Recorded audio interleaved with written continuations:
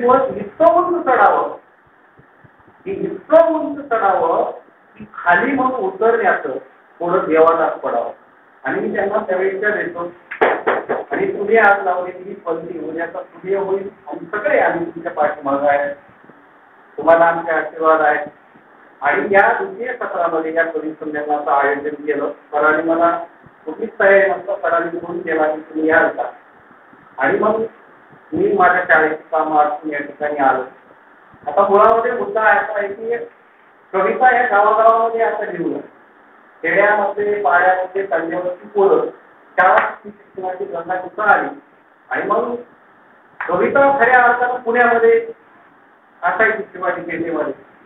तिथले लोक कविता लिहायचे. पण हे कविता लिहित असताना त्या लोकांना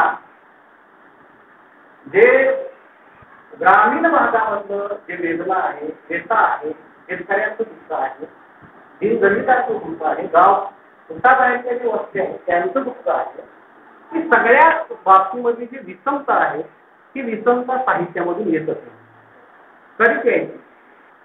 आणि मग ही मुलं त्यांची पुस्तकं वाचू लागली.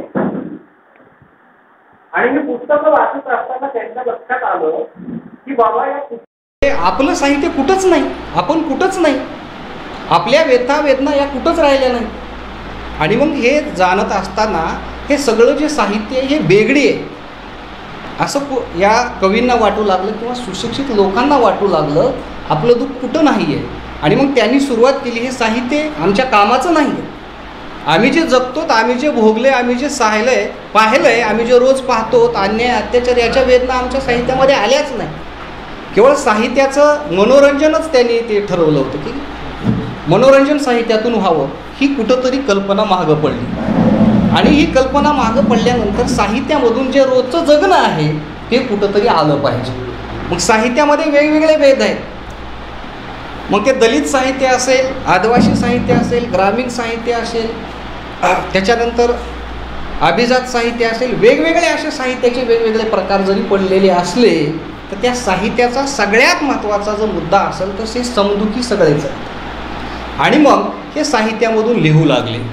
तर ग्रामीण भागामधले जे कवी आहेत ते सगळे लिहू लागले. आणि मग खऱ्या अर्थानं 1980च्या नंतर साहित्यामध्ये तुमचे, माझे आणि सगळ्यांचे प्रश्न उमटू लागले.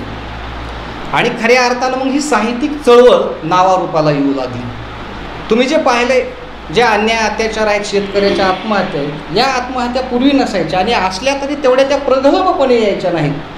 आणि मग आता त्याच्यामध्ये मराठवाड्यात तर पाहायचं झालं तर इंद्रजित भालेराव असतील, ऐश्वरी पाटकर असतील, त्याच्यानंतर आपला उमरग्याचे कवी असतील, इंगळे साहेब असतील, किंवा अशा अनेक ग्रामीण कवी आहेत की त्यांनी त्यांच्या वस्तीतलं किंवा लमाण्याचे जे प्रश्न आहेत ते प्रश्नसुद्धा येत नव्हते. हे सगळं दुःख झाकून टाकलं गेलं होतं.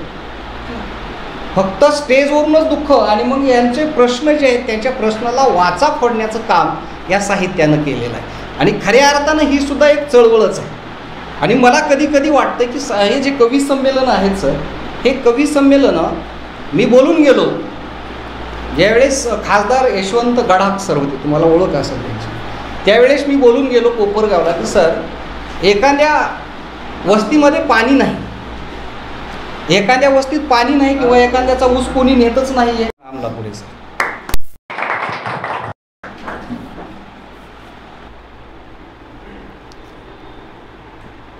सारोळीचं नाव आहे हिंदू कोडबिल. सारोळीचं नाव आहे हिंदू कोडबिल. हिंदू कोडबिलाचा अंश घरोघरचा संपून जातो आहे कंस. तर हिंदू कोडबिलाचा न लागू झालेला अंश, तर त्याच हिंदू कोडबिलाचा न लागू झालेला अंश घरोघरच्या स्त्रियांना करतो आहे दंश. ही होती एक छोटीशी सारोळी. त्यानंतर आता एक कविता म्हणून दाखवतो. ती कविता अशी आहे की कवितेचं नाव आहे मला सोडून. आतापर्यंत या कवितेचं नाव गाव सोडून अशा पद्धतीचं होतं. आता बसल्या बसल्या परत एक लक्षात आलं की त्या कवितेचं नाव मी टायटल बदललेलं आहे, तर मला सोडून.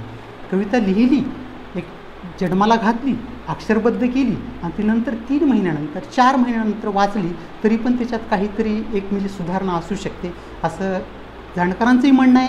मी पण तसं केलेलं आहे. तसं एक नाव बदललं आहे. मला सोडून गाव सोडून पोरं सुधारली, गाव सोडून पोरं सुधारली, मायबापांचं नाव उधरली.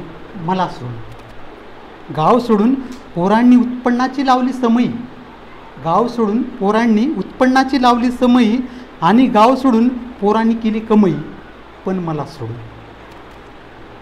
गाव सोडून पोरं झाली चकोट. गाव सोडून एक थोडासा ग्रामीण शब्द आहे, चांगली सुशिक्षित स्मारक म्हणतात ना त्याला, फिटिंगमध्ये जीन्स पॅन्ट,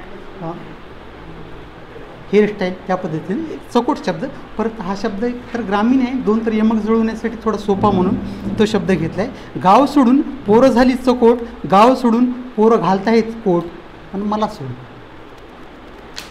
गाव सोडून पोरांनी हाती धरले काम कर्जयुक्त. गाव सोडून पोरांनी काम धरले कर्जयुक्त, गाव सोडून पोरं झाली कर्जमुक्त. मला सोडून गाव सोडून पोरांनी मनही सांधलीत. आपले आयोजक जसे आहेत तसं गाव सोडून साबळे सरांसारखं पोरांनी मनही सांधलीत, गाव सोडून पोरांनी जागोजाग घरही बांधलीत. मला सोडून गाव सोडून पोरांची झाली गाडी बंगले, गाव सोडून पोरांची झाली गाडी बंगले. तुमच्या माझ्यासारख्यांची पाहून डोळे दंगले. बांधलेले घरं पाहून डोळे दंगत आहेत आपले. फक्त मला सोडून मी विद्यार्थ्यांचा नाईक, मी विद्यार्थ्यांचा नाईक. थोडंसं एक वेगळा टर्न आहे, समाप्ती वेगळ्या अर्थाने. मी विद्यार्थ्यांचा नाईक, मी कवितेचा पाईक, गल्ला सोडून. मी विद्यार्थ्यांचा नाईक, मी कवितेचा पाईक, गल्ला सोडून. धन्यवाद. संयोजकांना या कवी संमेलनात मोठ्या मनानं सहभागी करू. खरं तर आता पत्रकारितेच्या क्षेत्रामध्ये पडल्यापासून कवितेच्या क्षेत्राकडं थोडंसं लक्ष कमी झालं आहे. पण हे करत असतानासुद्धा धावपळीच्या जीवनामध्ये धावपळ होत असतानाही कवितेकडं थोडंसं लक्ष आहेच. कारण माझ्यामध्ये असलेला कवी मला कधी गप्प बसू देत नाही.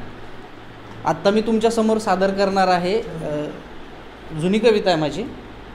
जेव्हा फिल्म इंडस्ट्रीमधला दिग्गज अमिताभ बच्चन, त्याचा मुलगा आणि दुसरा दिग्गज असलेला राकेश रोशन यांचा मुलगा ऋतिक रोशन, या दोघांनी फिल्म इंडस्ट्रीमध्ये पदार्पण केलं, तेव्हा मला सुचलेली आणि मी लिहिलेली कविता तुमच्यासमोर सादर करतो आहे. याच्यामध्ये थोडंसं जे भेद होतात व्यक्तीवर, आडनावावरनं, जातीवरनं जे भेद होतात आणि त्यामुळं ज्या टाळलं जाते याच्यावर थोडंसं भाष्य करण्याचा प्रयत्न केलेला आहे. आता तुम्ही सगळेजण ज्येष्ठ आहेत, तुमच्यामध्ये मी बहुतेक पहिली दुसरी वेळ आहे कविता सादर करण्याची.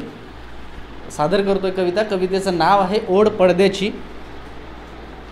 परवाच बच्चनचा अभि पडद्यावर चढला, अभिनय कसला येतोय सपशेल पडला.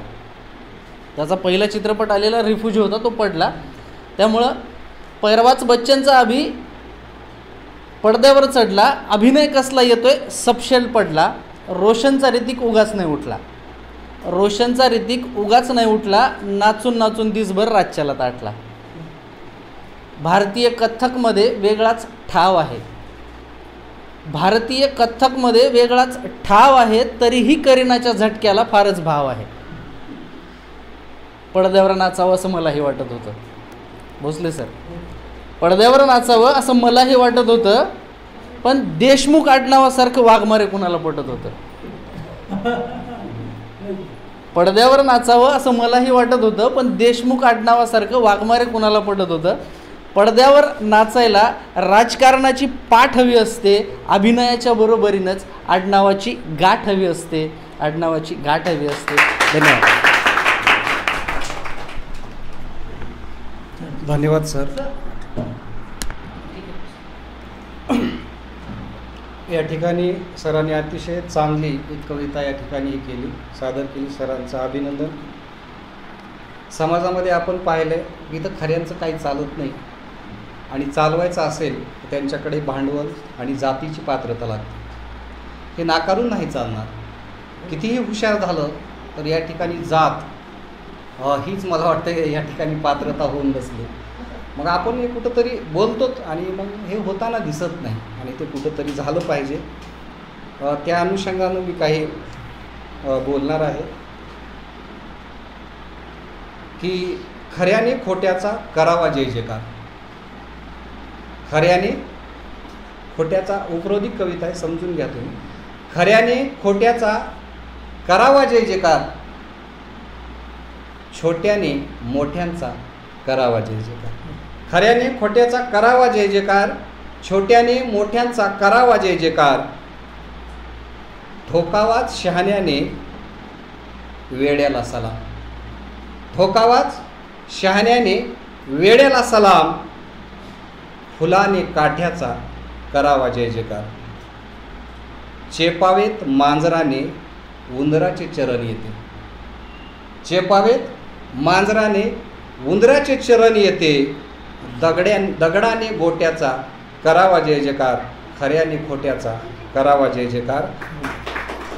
तर अशाच आशयाची कविता सरांनी या ठिकाणी सादर केली. खूप खूप त्यांचं अभिनंदन. आणि यानंतर प्रथमतः या कवी संमेलनाला उपस्थित झालेले कराड सर या ठिकाणी एका शब्दावर या ठिकाणी उपस्थित झाले, त्यांचं मी या ठिकाणी शब्दसन्मानाने स्वागत करतो आणि ते थांबलेल्या सर्व बांधवांचं पण या ठिकाणी शब्दसन्मानाने स्वागत करतो. अतिशय सुंदर असा सकाळपासून असा कार्यक्रम या ठिकाणी संपन्न झाला. राठोड सर पण येणार आहेत. कवी संमेलनाचे अध्यक्ष जे होते, उद्घाटक होते, प्रभारी आले नसल्यामुळे ते येतीलच. तरी पण या ठिकाणी अतिशय सुंदर असा कार्यक्रमाचं नियोजन माझे मित्र या इन्स्टिट्यूटचे मालक आदरणीय मोडके सर यांनी खूप या ठिकाणी मला साथ दिली आणि या ठिकाणी कार्यक्रम चांगल्या प्रकारे घडवून आणला. त्यांचं पण या ठिकाणी मी आभाराने त्याचे ऋण व्यक्त करतो. आणि या ठिकाणी माझ्या छोट्याशा कवितेला मी सुरुवात करतो. माझ्या कवितेचं नाव आहे गावाशी नातं. माझ्या कवितेचं नाव आहे गावाशी नातं, कारण जे अनुभवलं भोगलं ते मांडण्याचा मी माझ्या शब्दातून प्रयत्न केलेला आहे. कवितेचं नाव आहे गावाशी नातं. गाव माझं छोटं होतं, जाळं मनाचं पसरलं होतं. गाव माझं छोटं होतं, जाळं मनाचं पसरलं होतं. मातीशी माझं नातं होतं, पाऊल माझं चालत होतं. मातीशी माझं नातं होतं, पाऊल माझं चालत होतं. उन्हाचा कहर होत होता, उन्हाचा कहर होत होता. तळपायाचा भाजत होता, फोडातून रक्त वाहत होतं. पाऊल माझं चालत होतं, पाऊल माझं चालत होतं.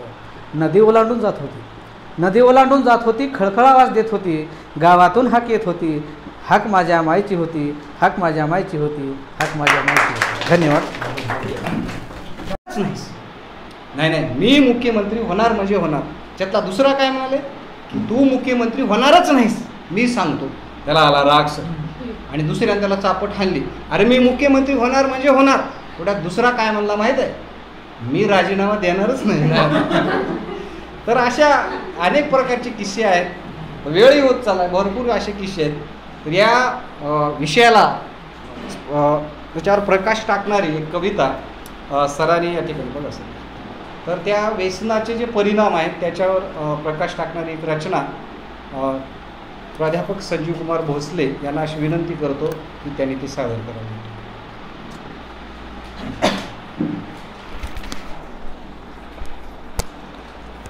या राजश्री शाहू महाराज सेवाभावी संस्था सेलू अंतर्गत राज्यस्तरीय गौरव पुरस्कार 2022 यातील द्वितीय सत्रात या ठिकाणी कवी संमेलन आयोजित होत आहे.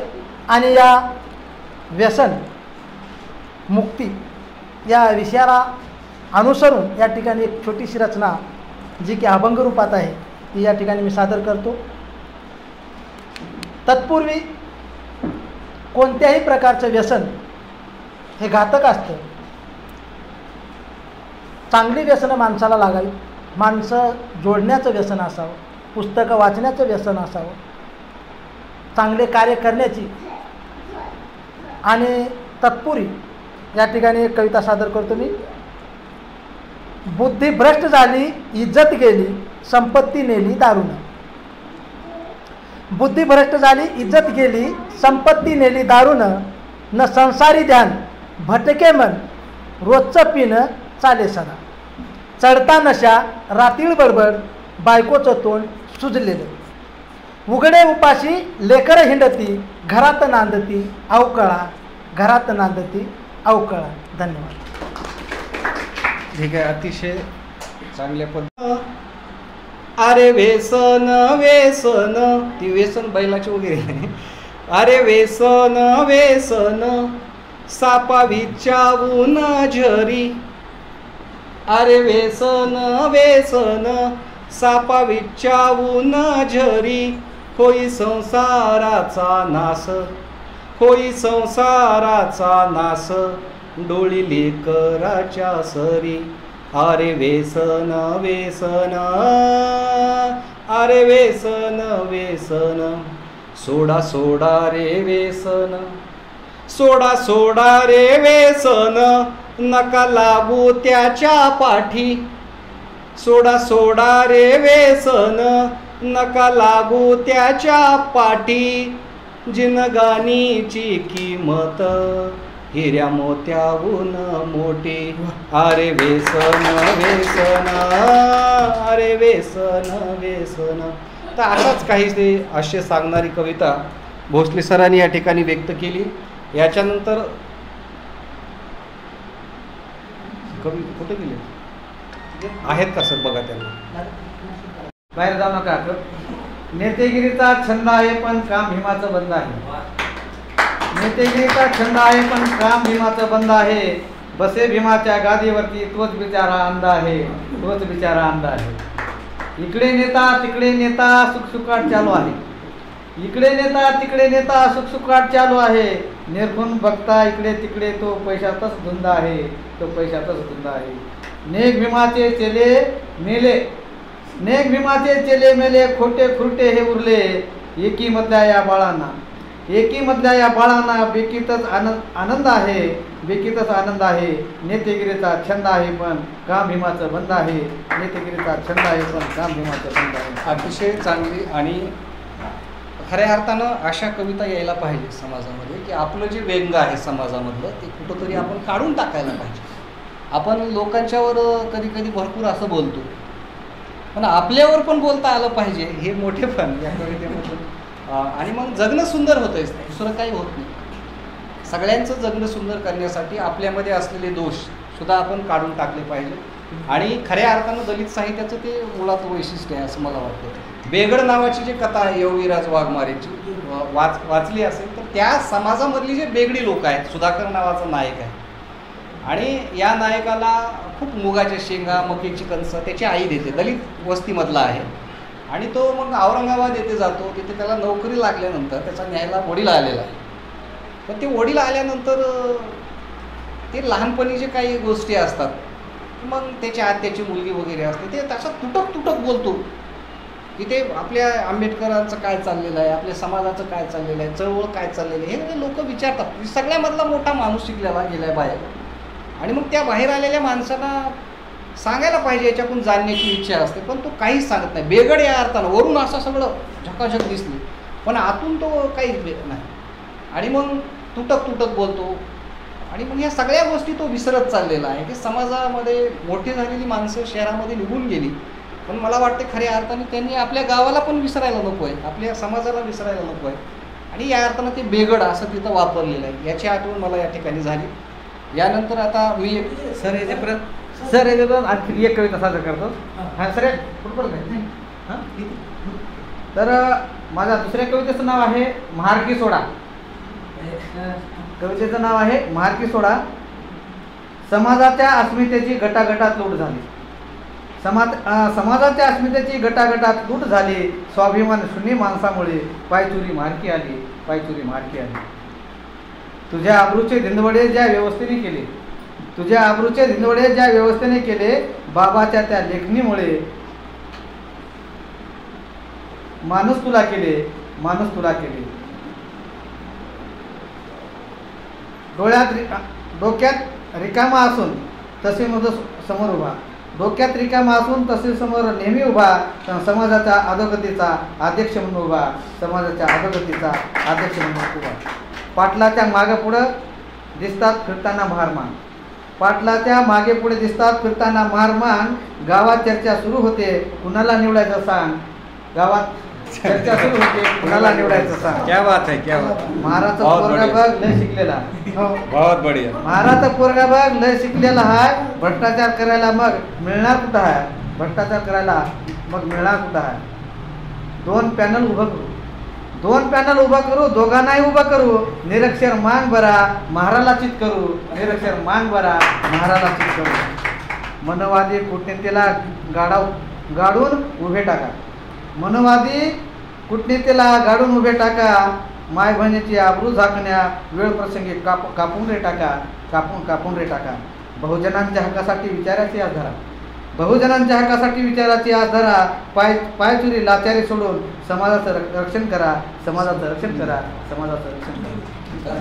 चांगली गोष्ट आहे. आणि या ठिकाणी जशी आपण फाडला मी दाखला धर्म जातीचा, काल तिथेच फाडला मी. अभंग गाऊन नमाज सुद्धा काल तिथेच पाडला मी. अभंग गाऊन नमाज सुद्धा काल तिथेच पाडला मी. झाल्या चिंध्या काळजाच्या, झाल्या चिंध्या काळजाच्या त्या कालच्या दंगलीनंतर.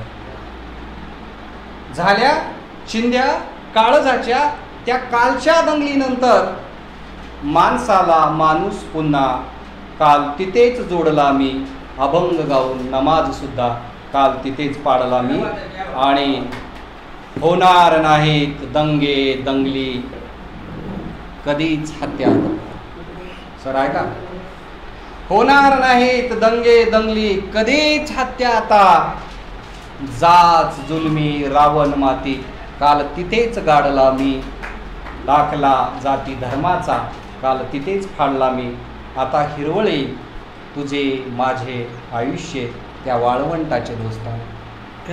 आता हिरवळे आयुष्य तुझे माझे त्या वाळवंटाच्या दोस्तानो. दगड मारून ढगत सारा काल तिथेच फोडला मी. दाखला धर्म जातीचा काल तिथेच फाडला मी. अभंग गाऊन नमाज सुद्धा काल तिथेच पाडला मी. या ठिकाणी परत एकदा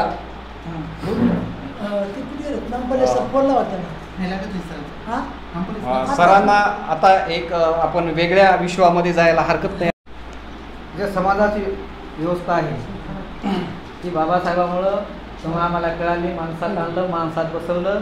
माणूस म्हणून स्वाभिमानानं आपण जे इथं वावरतो तेवढी बाबासाहेबांची देणगी आहे, पुण्याही आहे. म्हणून जातीचे बंध तुटले भीमा तुझ्यामुळे.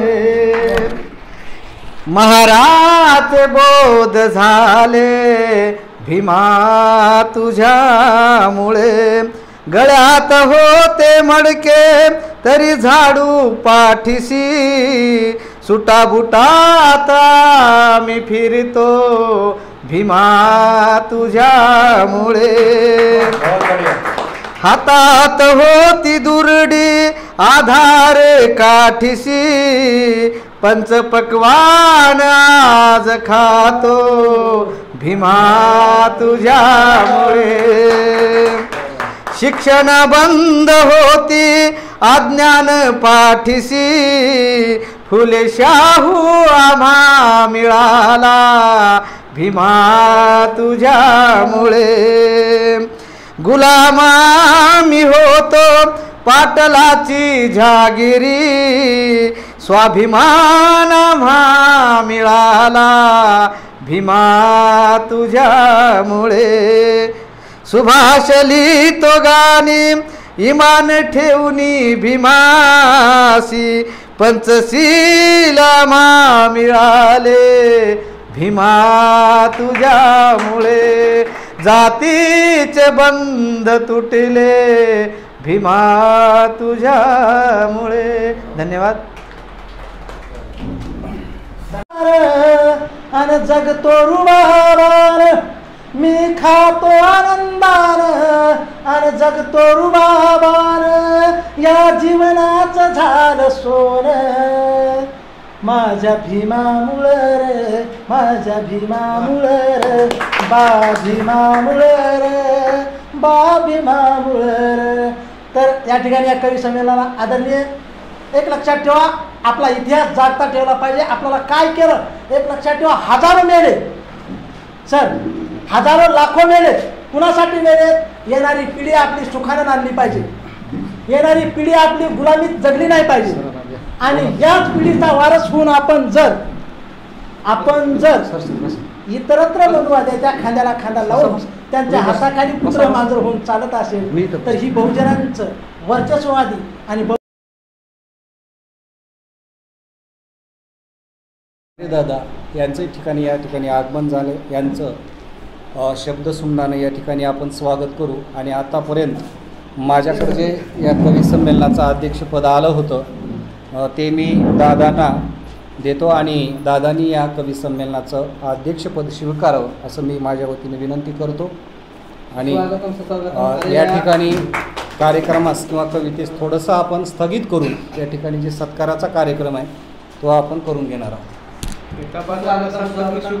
आलेल्या सर्व मान्यवरांचं या ठिकाणी स्वागत करतो. या ठिकाणी आम्हाला मार्गदर्शन करणारे या अहमदपूरमध्ये साहित्याची चळवळ जी उभी केली त्या चळवळीचे आधारवर म्हणायला हरकत नाही असे 2 मूर्ती या ठिकाणी उपस्थित झालेले आहेत.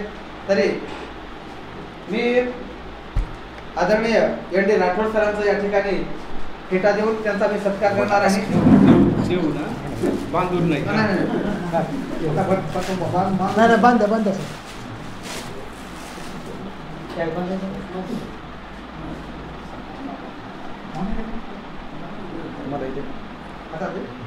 सर प्रॉब्लेम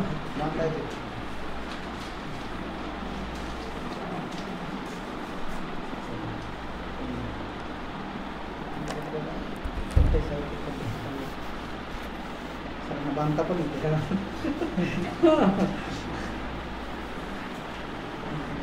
ते बांधता येते म्हणून असं सांगू नका बरं. तुम्ही आणून ठेवला म्हणून बांधू लागलो मी. हो नाही जमतंय आम्हाला. असं माझ्यावर तुम्ही असे काही दुष्ण देऊ नका. असलं कसलं बांधलं काय बांधलं.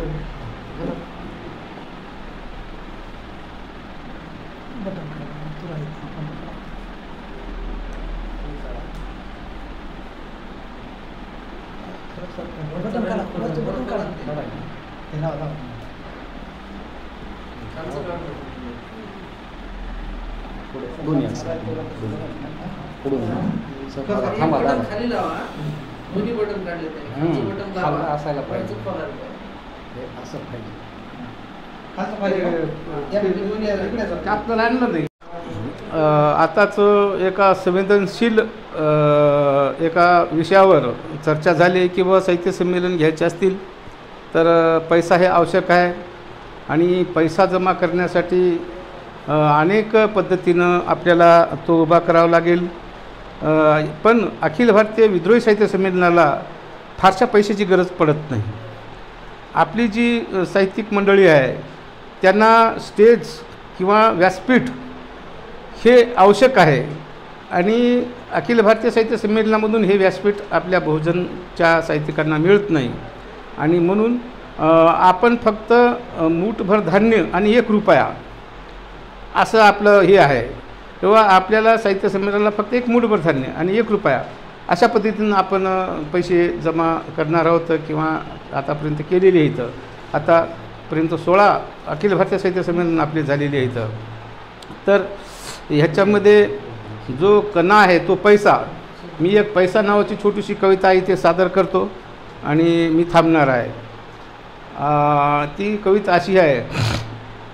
तुझ्यासारखा तूच अससी, तुझ्यासारखा तूच अससी, न लगे जोडी विश्वा, अरे कित्येक वेळा तरसून मेलो तुझ्याकरिता पामर हा. तुझ्यासारखा तूच अससी भगवानराव सर.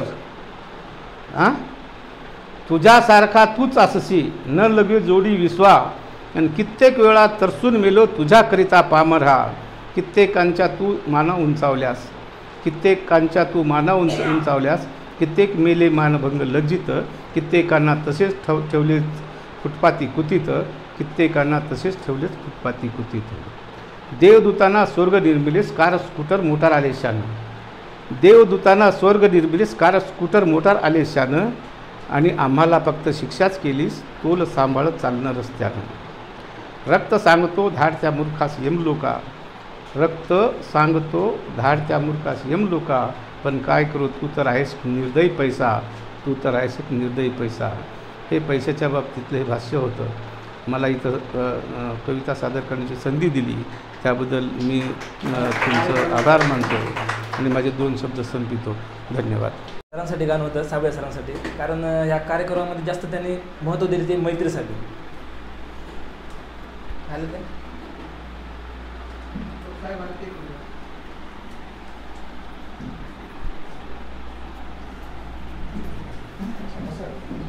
हे गीत आहे मैत्रीसाठी.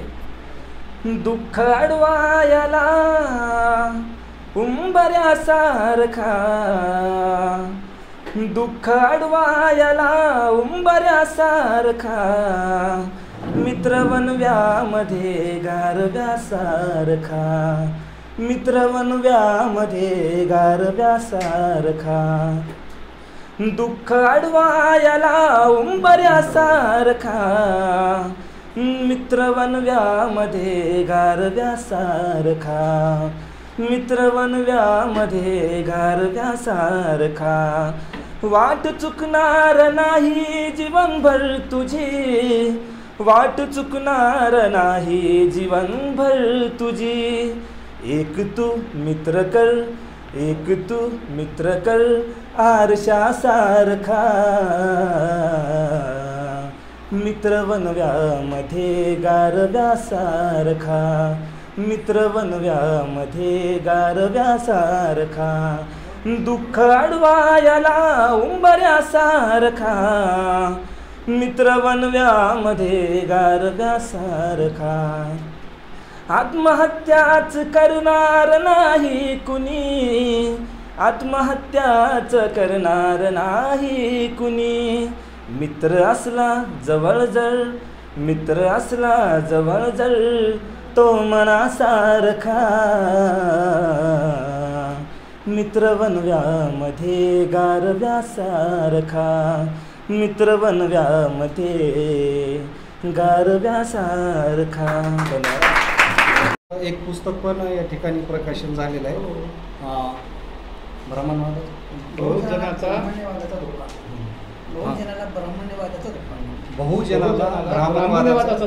ब्राह्मणवादाचा धोका हे सरांचं पुस्तक 1 महिन्यापूर्वीचं प्रकाशन वगैरे झालेलं आहे. आणि दादासुद्धा या साहित्याच्या चळवळीमध्ये मार्गस्थ झालेले आहेत. त्यांना त्यांच्या साहित्य प्रवासास आपण खूप खूप शुभेच्छा देऊया. आणि या ठिकाणी दादांना अशी विनंती आहे की आपली एक रचना आम्हाला ऐकवा.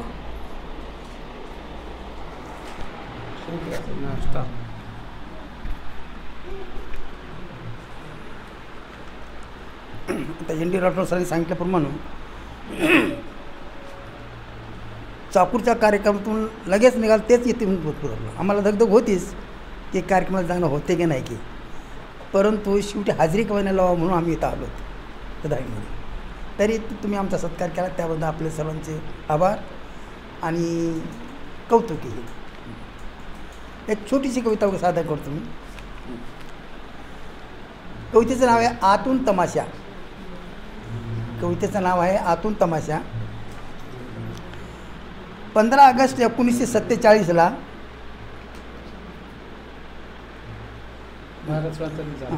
15 ऑगस्ट 1947ला भारत झाला देश आपला, स्वतंत्र झाला भारत देश आपला. 15 ऑगस्ट 1947ला स्वतंत्र झाला देश आपला. सत्ताधारी बनले राज करून गेले, सत्ताधारी बनले राज करून गेले. देशासमोरच्या अनंत अडचणी सारत राहिले. कधी कोणता पक्ष आला, कधी कोणता पक्ष गेला, कधी कोणता पक्ष आला, कधी कोणता पक्ष गेला. देशाच्या संपत्तीला कोणी हात नाही लावला. गेली दैना गेले संकट, गेली दैना गेले संकट. अन्नधान्याने देश बळकट. नुकतेच राज आले बेगडी पक्षाचे, नुकतेच राज आले बेगडी पक्षाचे.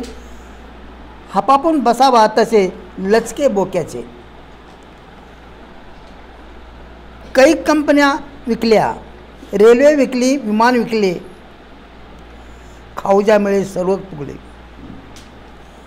काही कंपन्या विकल्या, रेल्वे विकली, विमानही विकले, खाऊजामुळे सगळेच फुकले. अमृत महोत्सवी वर्षाची, बट्ट्याबोट देशाची, हीच का दिवाळी भेट राष्ट्रीयत्वाची. आज आमच्या स्वातंत्र्याला 75 वर्षे झाली. आज आमच्या स्वातंत्र्याला 75 वर्षे झाली. देशाची मालमत्ता विकून दिवाळखोरी केली.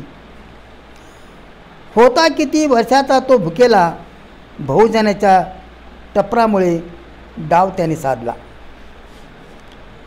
काय ठेवले अमृतोत्सवाला सरकारी मालकीचे. काय ठेवले अमृत महोत्सवाला सरकारी मालकीचे. वरून कीर्तन, आतून तमाशा, सर्वांना बघण्याचे. बंद करा असे वर्तन देशदोडला लावण्याचे. ऐकावे कवीचे, हित आहे त्यात सर्वांचे, हित आहे त्यात सर्वांचे. जय. संमेलन आहे, मला वाटते समारोपाकडे जात आहे. आणि आपण या कवी संमेलनामधून आतापर्यंत जे पाहिलं, या सगळ्यामधून जे आसपास घडणारे जे घटना आहेत, देशातले असतील, आपल्या मनातली दुःख असतील, हे मांडण्याचा आपण प्रयत्न केला. या कार्यक्रमाचा प्रमुख उद्देश असा होता आणि कवी संमेलनाचा सुद्धा असा उद्देश होता की आपलं आयुष्य आणि आपलं जगणं सुंदर झालं पाहिजे. आपले जे जे कुरूप आहे ते सगळं काढून टाकून आणि जिथं जिथं सगळ्या समाजाने एकत्र येऊन जिथं ज्याची गरज आहे आणि त्या सगळ्यामधून एक सुंदर जीवन आणि हे जगणं हे झालं पाहिजे, हा मुख्य उद्देश होता. परंतु ठीक आहे. आणि यानंतर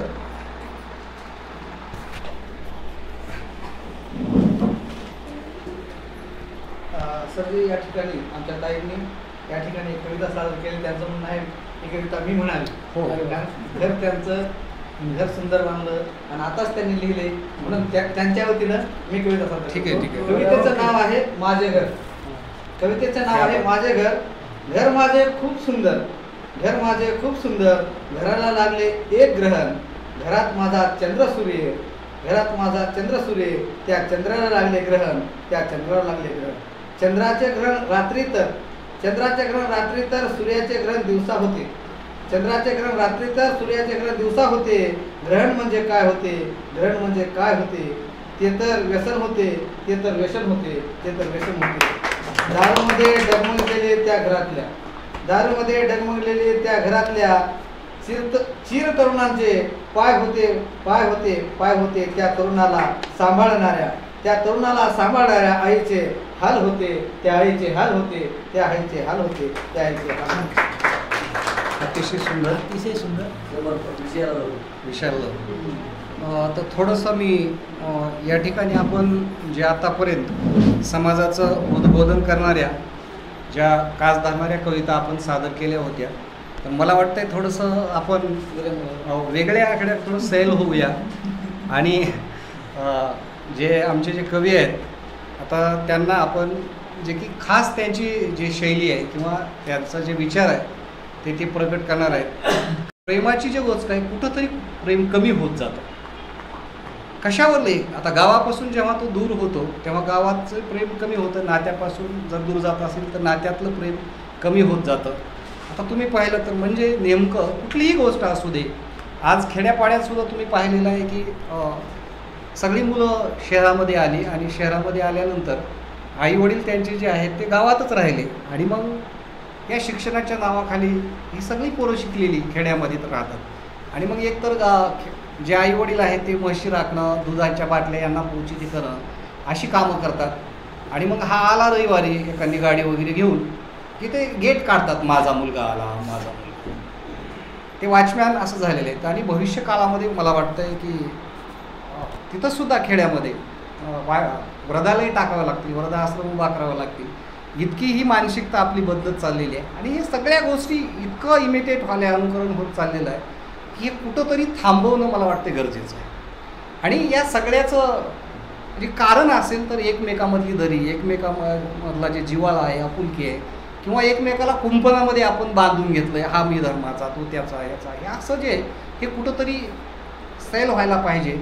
आणि माणसामध्ये प्रेम असायला पाहिजे. कितीही माती खोदली ती कोरडच निघायला लागली, त्याच्यामध्ये ओल निघायला पाहिजे असं मला वाटतं. तर या अनुषंगानं आपण जे आमचे कवी आहेत संजीव कुमार भोसले सर, हे महाराष्ट्रामध्ये एक प्रेम कविता त्यांची असते, जे की जिथं जातात. तर मला वाटतंय तुमची परवानगीनंच आपण ते या ठिकाणी घेऊ तो विषय, आणि तर ते या ठिकाणी सादरीकरण करणार आहेत. त्याच्यापूर्वी एक मी 4 ओळी सादर करतो आणि मग संजीव कुमार भोसले आपली कविता सादर करतील. तर पहा, एक मी एवढाच सांगण्याचा प्रयत्न केलेला आहे की या प्रेमामधले जी फरक आहे, तर ते फरक मांडण्याचा मी प्रयत्न केलेला आहे. माझीच कविता आहे, 4 ओळी आहे ती. माझी आजी आजोबाला अजूनही फुलं देते, माझी आजी आजोबाला अजूनही फुलं देते, आजीने गुंफलेले आजोबाने गुंफलेले आजीही गजरे लेते. माझी आजी आजोबाला अजूनही फुलं देते, आजोबाने गुंफलेले आजीही गजरे लेते. आजोबाचे लुकलुक दात, आजीचे पांढरे केस, आजोबाचे लुकलुक दात, तरीही आजी आजोबाच्या हातामध्ये गुंफते हात. माझी सखी अशी नाही, माझी सखी अशी नाही, क्षणात हसते क्षणात रुसते. माझी सखी अशी नाही, क्षणात हसते क्षणात रुसते. भाकरी मी थापल्या की गुलू गुलू खात बसते. तर हे जे परिवर्तन आहे, हे परिवर्तन मला वाटतं कुठंतरी व्हायला पाहिजे. मी ते तसं टिपलं. तर हे आज असं होत चाललेलं आहे, हे नाकारू नाही शकत आपण. तर बघा किती परिवर्तन आहे की त्या काळातली आजी आणि आजोबाचं प्रेम आणि या काळामधलं हे जे प्रेम आहे, याच्यातलं मी थोडंसं परिवर्तन चित्रित या ठिकाणी केलेलं आहे. आणि यानंतर अशाच काही आशयाची आणि किंवा या अनुषंगाने जाणारी कविता आपण प्राध्यापक संजीव कुमार भोसले यांना अशी विनंती करतो की त्यांनी आपली कविता या ठिकाणी सादर करावी. धन्यवाद सर. या साहित्य संमेलनाची सभा आयोजित करून साहित्य संमेलन, विद्रोही साहित्य संमेलन व्हायलाच पाहिजे आग्रह वास्तव प्रयत्नशील असणारे आपले आदरणीय एन डी राठोड सर, त्याचबरोबर वाघमारे सर आणि त्यांना सर्व सहकार्य करणारे इथले सर्व चाकूरचे आणि अहमदपूरचे कवी मित्र यांची साथ लाभेल. सर आपण चालत राहा, आपल्याला कुठलंही आर्थिक बळ कमी पडणार नाही या ठिकाणी, अशी या ठिकाणी मी अल्पशी ग्वाही देतो. आणि होईल तेवढं चाकूर आणि अहमदपूर तालुक्याचं नाव आपण साहित्य संमेलनाच्या माध्यमातून उज्ज्वल करूयात. प्रत्येक विद्रोही साहित्य संमेलन या ठिकाणी घेऊ, कारण विद्रोही कवींना अखिल भारतीय साहित्य संमेलनात फारसा वाव दिला जात नाही अशी प्रत्येकाची शंका आहे. तेही शंका आपण भरून काढण्याचा या ठिकाणी प्रयत्न करू. आणि आदरणीय सुभाष साबळे सर, गेलीस तू अन काळीज फाटल, गेलीस तू अन काळीज फाटल, जीवन पेटल ग जीवन पेटल, जीवन पेटल ग जीवन पेटल.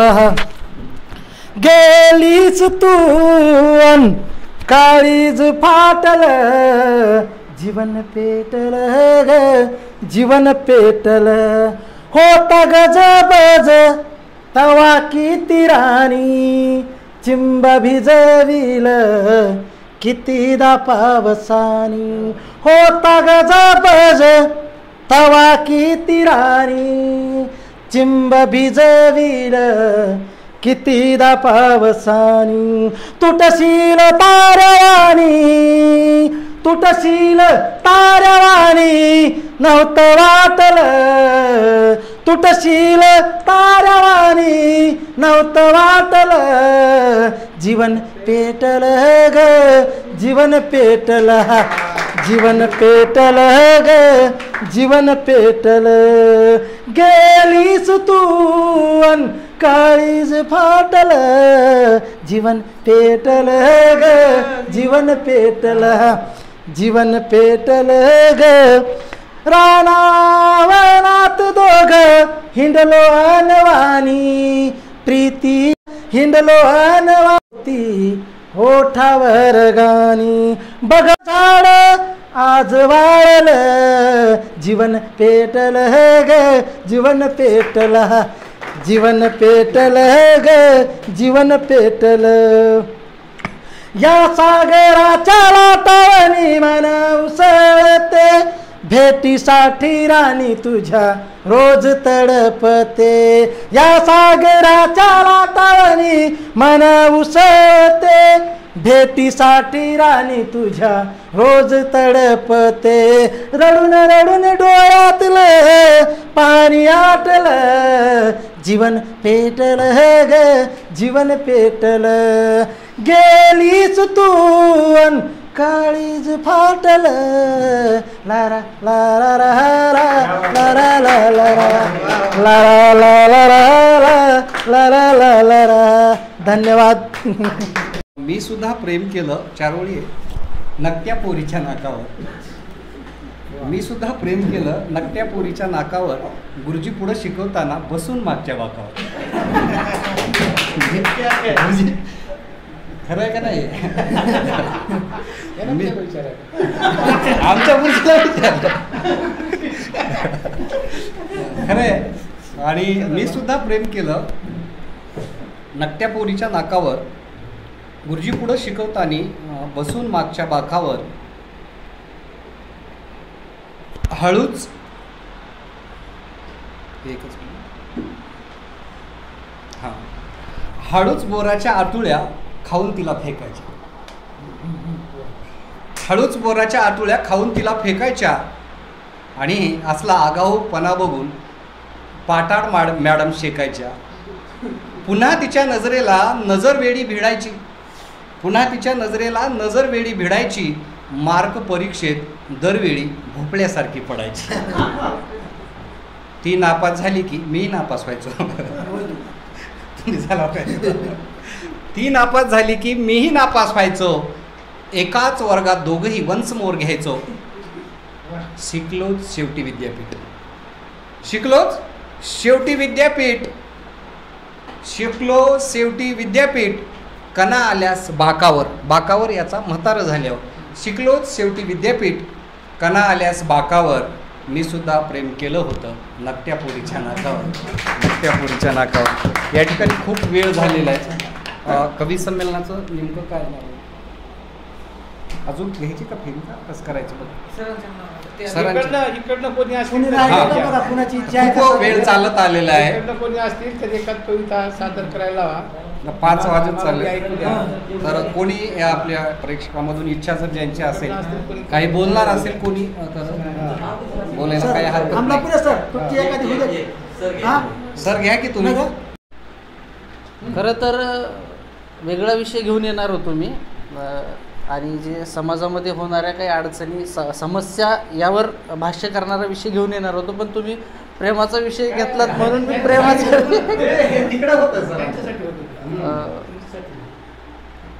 चालते काही हरकत नाही. तरी एक प्रेमाचाच विषय घेऊन येतो.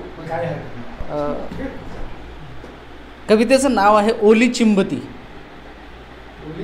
ओली चिंबती. ती आली.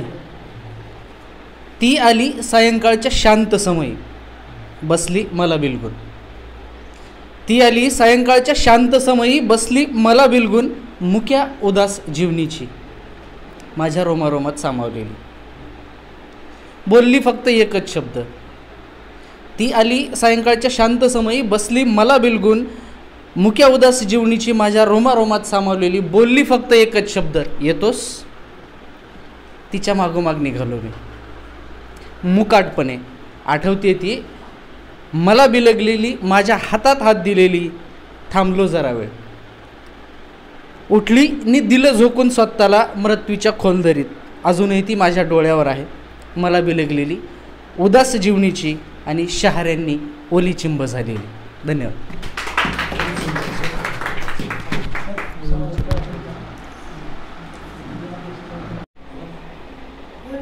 कोणी अजून असेल तर या ठिकाणी मी अशी विनंती करतो की कवी संमेलनाचे अध्यक्ष एन.डी. दादा सरांची झाली एक करायचे कसं पैसे नाहीत काही नाही काही नाही बघा सरांना एक अशी विनंती करतो की ठीक आहे प्राध्यापक अमलापुरे सरांना अशी विनंती करतो की त्यांनी सुद्धा एक आपली रचना या ठिकाणी सादर करावी. त्यानंतर एक थोड्या ह्याच्यामध्ये एक जो काय हो आपण कधी सुरुवात होईल या देशामध्ये बंडाला कधी सुरुवात होईल या देशामध्ये बंडाला हा मांजर म्हणतो उंदराला हाती क्या खंडाला. आणि अन्यायाविरुद्ध लढणारे गेले सारे सुट्टीवर अन्यायाविरुद्ध लढणारे गेले सारे सुट्टीवर बंड तर होईल कसा उंदीर मी पाहिला मांजरीच्या पाठीवर.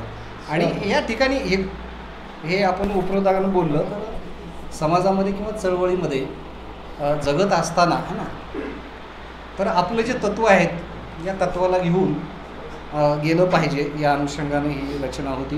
या ठिकाणी हां या ठिकाणी कवी संमेलन मला वाटते खूपच पूर्णविराम देता पुन्हा स्वल्पविराम आणि ते सगळेच विराम काढून टाकून रंगत चाललेलं आहे. खूप चांगली गोष्ट आहे.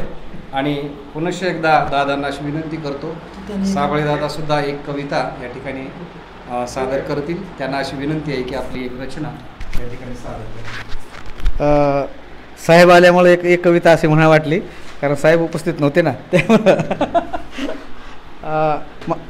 माझ्या कवितेचं नाव आहे जात.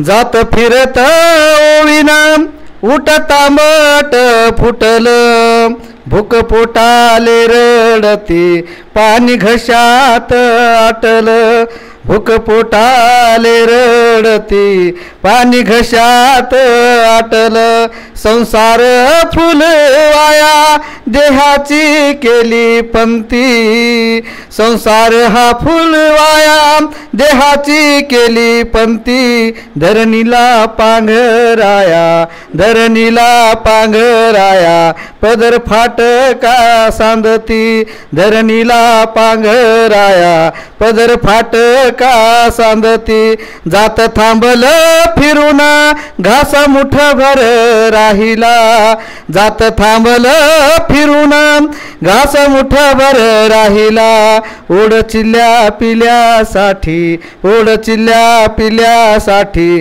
काय जोडते खुट्याला घडी भरली गाता ओवी बाळ मांडव झोपला दडी भरली गाता ओवी बाळ मांडव झोपला भाकरीच्या तुकड्यानं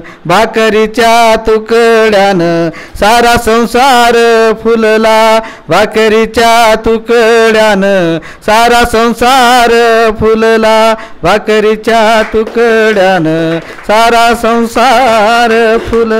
धन्यवाद. खूप छान सर.